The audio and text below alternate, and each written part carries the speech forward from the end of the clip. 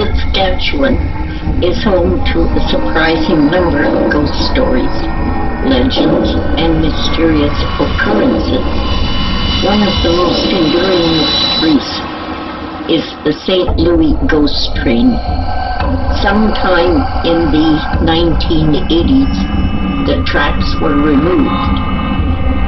Many people thought that would put an end to the ghost flight, but they were very wrong. It still appears.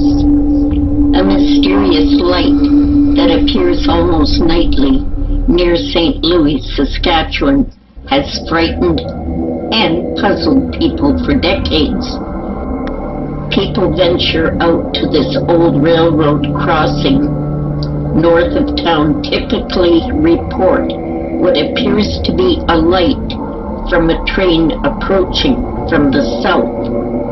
But there are some people who say the light has also appeared behind them, or it passes down the trail where the tracks used to be.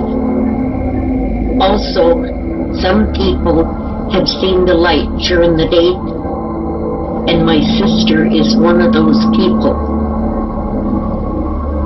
Mom and my sister Rita were picking wild raspberries beside the old train track many years ago, before the tracks were even pulled up, when all of a sudden the light came out of nowhere. It appeared to move along the track and get really bright. Then all of a sudden, it just disappeared. My nephews have taken me out there many times when I was young, and I too seen the light several times. Sometimes you had to wait for a while before it appeared, and then other times it was almost instantaneous.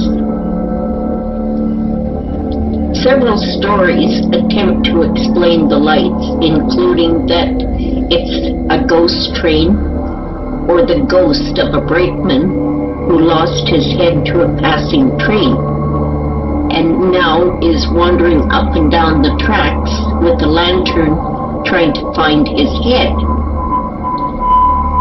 2 grade 12 students won a gold medal at a science fair for investigating and duplicating the phenomenon, which they say is caused by diffraction of distant vehicles' lights.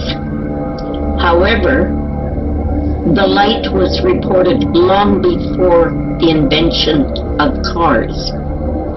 And also, how do you explain seeing the light during the daytime? In 2014, Canada Post issued a stamp depicting the St. Louis ghost train.